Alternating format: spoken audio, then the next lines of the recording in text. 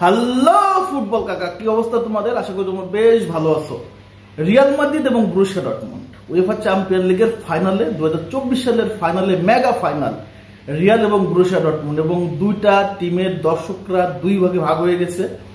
এই ফাইনাল নিয়ে এত আলোচনা, এত সমালোচনা, তারপরও এই ফাইনাল নিয়ে অনেক কৌতূহল জল্পনা চলতেছে এবং ওয়েমব্লিতে, লন্ডনের ওয়েমব্লিতে সেই আপনার ফাইনাল হবে রিয়াল এবং ব্রুসিয়া ডর্টমুন্ডের আগামী 1 তারিখ, অর্থাৎ তখন 1 তারিখ যেহেতু হয়তো 2 তারিখ হয়ে যাবে রাত 1টা বাজে রিয়াল এবং ব্রুসিয়া ডর্টমুন্ডের এই সিজনের সবচেয়ে বড় মহাযুদ্ধ উয়েফা চ্যাম্পিয়ন লিগের ফাইনাল, মেগা ফাইনাল।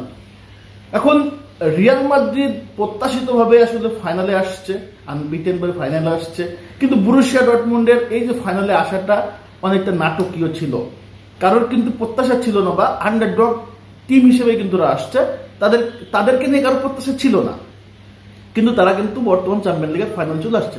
এখন রিয়াল মাদ্রিদ এবং ব্রুসিয়া ডর্টমুন্ড চ্যাম্পিয়ন লিগের ফাইনালের ম্যাচ নিয়ে কেন রিয়াল মাদ্রিদ চ্যাম্পিয়ন লিগের এই সিজনে জিতে 15তম চ্যাম্পিয়ন লিগ তাদের ঘরে তুলবে, কি কারণ, এইরকম 5টা কি পয়েন্ট নিয়ে কথাবার্তা বলবো।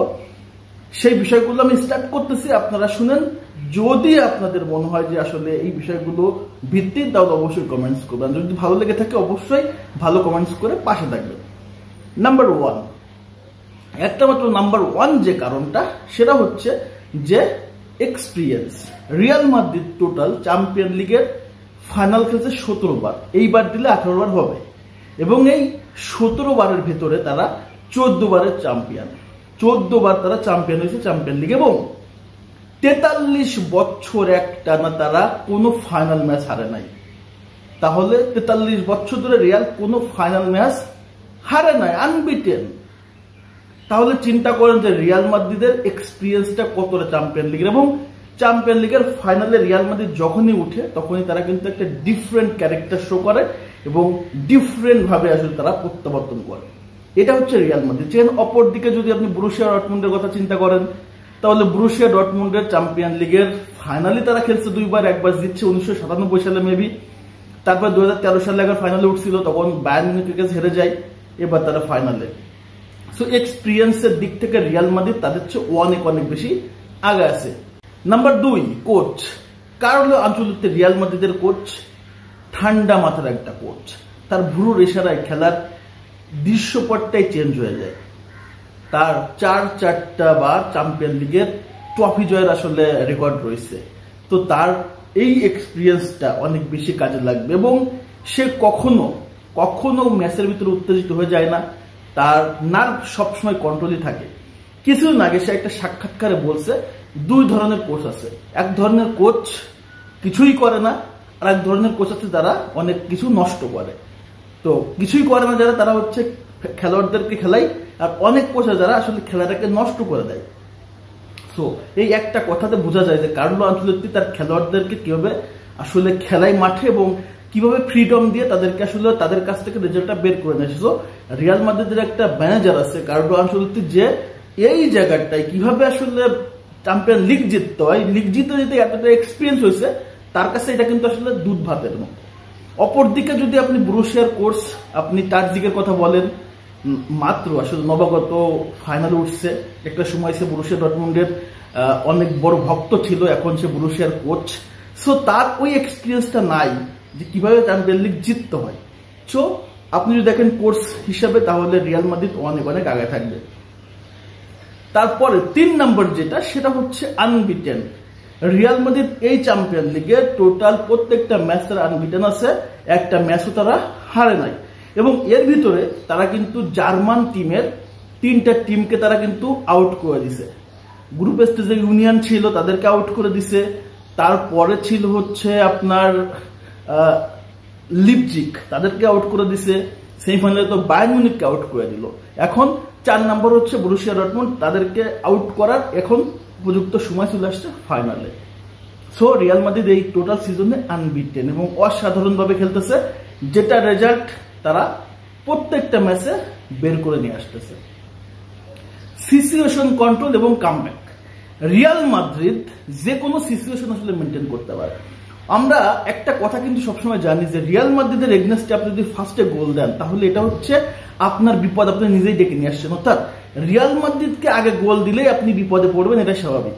এবং এইরকম বিপদে কিন্তু এইবার চ্যাম্পিয়ন লিগের অনেকগুলো টিমে পড়ছে এবং প্রত্যেকটা বার রিয়াল মাদ্রিদ দুর্দান্ত কামব্যাক করছে। শুধু এই সিজন না, প্রত্যেকটা সিজনে রিয়াল মাদ্রিদ এই কাজটাই ঘটে যে রিয়ালের আগে আপনি যদি গোল করেন তাহলে আপনি নিজের রিয়ালের পাতা ফাঁদে আপনি পা দিয়ে ফেলছেন।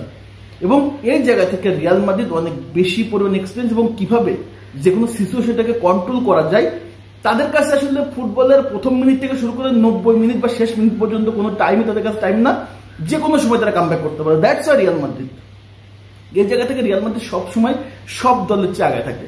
অপরদিকে বরুসিয়া ডর্টমুন্ডে যদি দেখেন তাহলে কিন্তু তাদের এইভাবে সিচুয়েশনটাকে নিজেদের কন্ট্রোলে নিয়ে আসা, খারাপ সিচুয়েশনে কিভাবে দলকে কামব্যাক করানো, এই এক্সপিরিয়েন্সটা কিন্তু কোনোভাবেই বরুসিয়া ডর্টমুন্ডের নাই। সো এই জায়গা থেকেও রিয়াল মাদ্রিদ অনেক অনেক আগায় আছে।